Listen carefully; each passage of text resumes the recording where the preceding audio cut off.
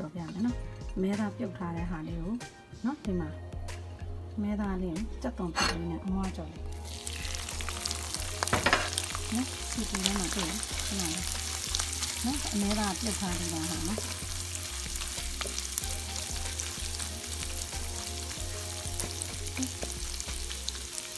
စီပူထဲမှာတွေ့နော်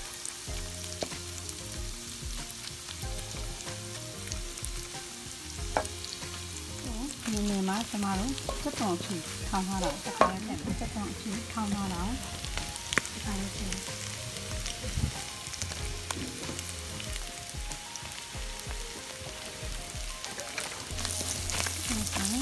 ဒီလည်းမြင်ရမယ်စက်သွန်အချီလည်းမြင်ပါမယ်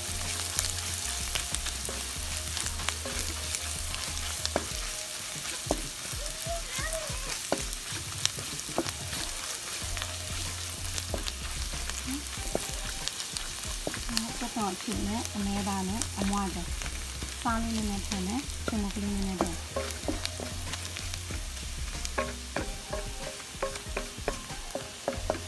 ဒါပဲနော်စားလေးနဲ့ဟိုအနေနဲ့ဆိုရင်ဒါ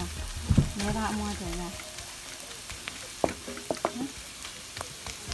မဲသားစက်ကုန်ချီအမွှား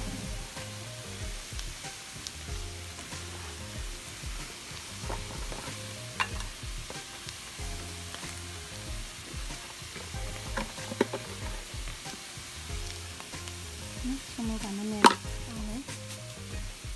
နည်းနည်း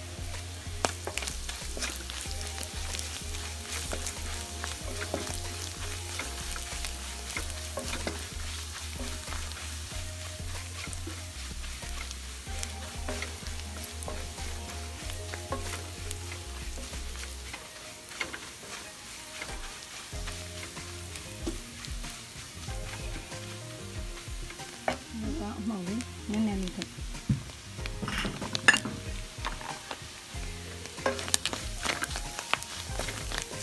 ဒါဆိုရပြီနော်ဒါကပကံထဲမှာထည့်ရမယ်တော့နော်